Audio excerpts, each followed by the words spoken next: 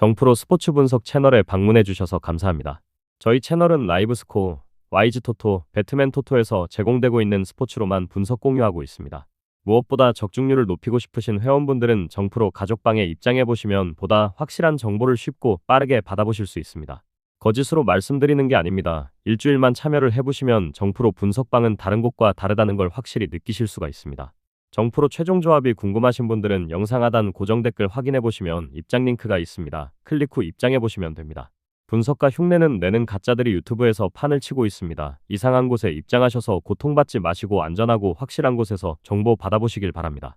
이어서 경기 분석을 시작하겠습니다. 첫 번째 경기, 하나은행 대 신한은행. 하나은행은 홈에서 안정적인 경기력을 지속하며 리그 상위권의 위치를 공고히하고 있다.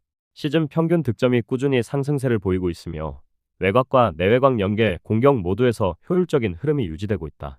이번 경기 역시 부상 결장자가 없는 완전한 전력 구성을 통해 로스터의 깊이를 온전히 활용할 수 있을 전망이다.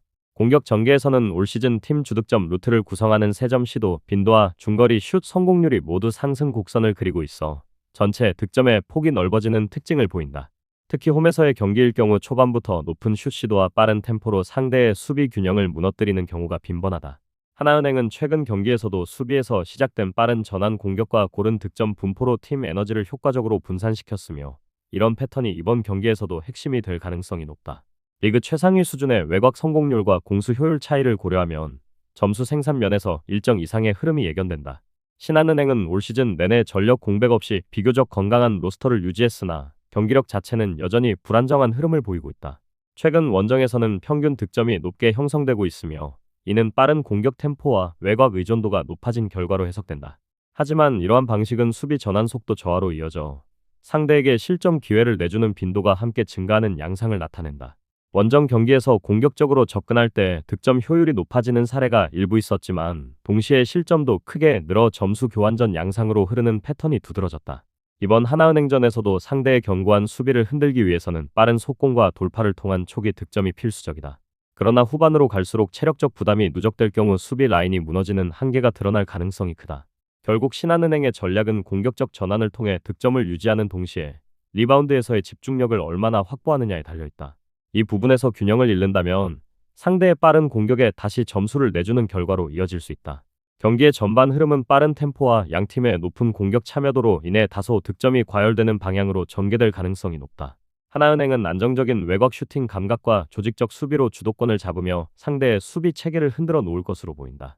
신한은행 또한 쉬운 패스와 돌파로 맞대응하겠지만 전반적인 실점 억제력 부족이 후반부에 두드러질 가능성이 있다.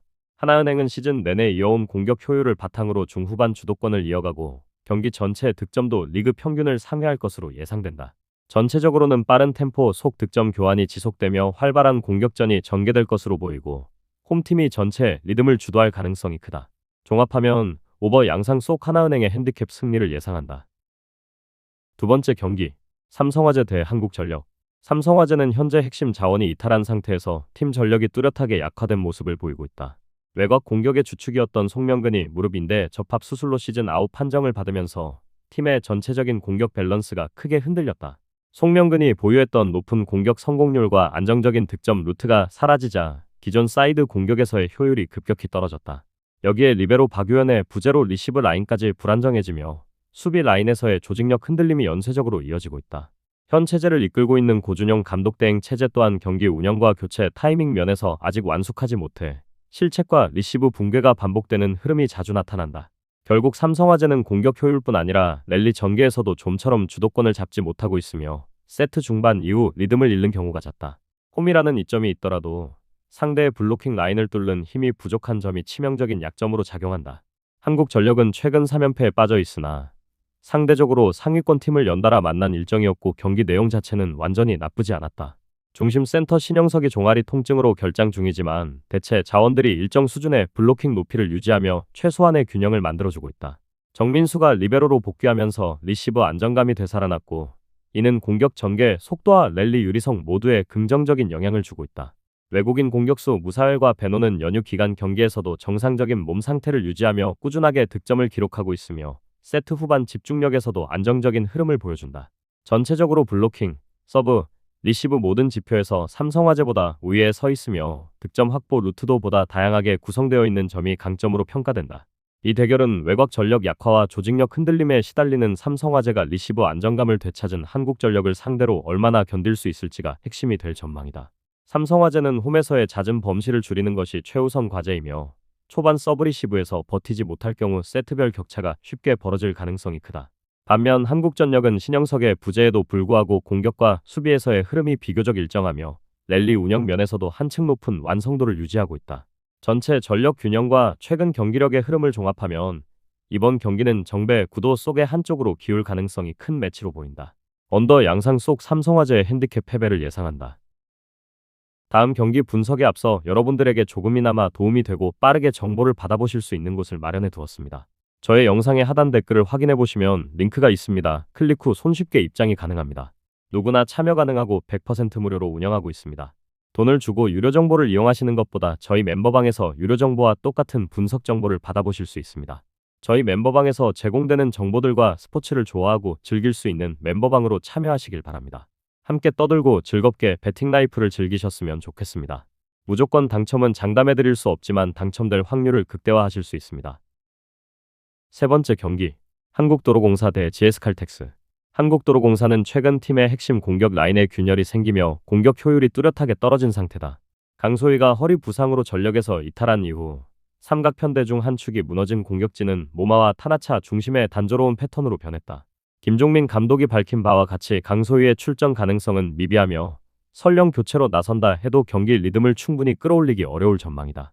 모마 역시 흥국생명전에서 체력 저하로 교체된 이후 컨디션 난조를 보이고 있어 세트 후반으로 갈수록 공격 집중력이 떨어질 가능성이 높다. 다만 배우나가 복귀하며 중앙 라인에서의 안정감을 제공하고 있고 리시브 성공률과 디그 정확도는 여전히 상위권을 유지하고 있다.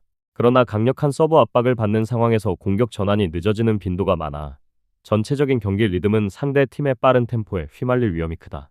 GS칼텍스는 주전 미들블로커 오세현의 시즌 아웃이라는 악재 속에서도 팀 운영의 짜임새를 유지하며 상승 곡선을 그리는 중이다.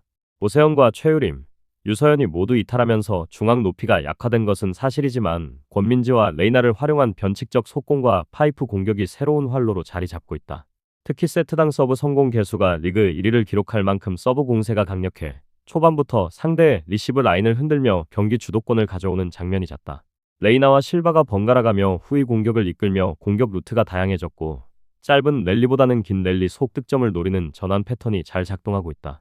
블로킹 라인의 약화가 실점으로 이어질 여지는 남아있지만 높은 공격 성공률과 탄탄한 세터 조합으로 이를 상쇄하는 구조가 만들어져 있다. 이번 경기는 리시브 안정성을 앞세운 도로공사의 수비 중심 배구와 서브 후위 공격을 앞세운 GS칼텍스의 공격 중심 배구가 맞붙는 구도다.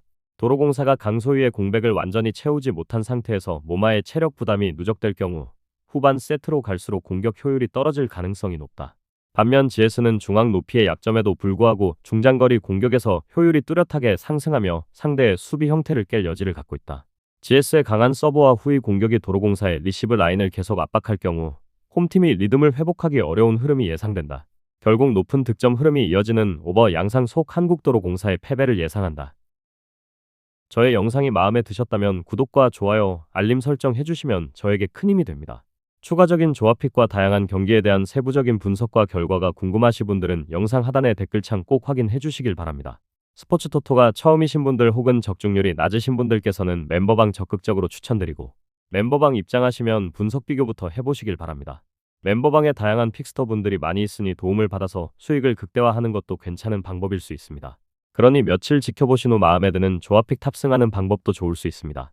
누누이 말씀드리지만 스포츠는 절대로 운으로 하는 게임이 아닙니다. 이제는 스포츠도 전문 분야가 존재합니다. 오늘도 저희 영상을 시청해주셔서 정말 감사합니다.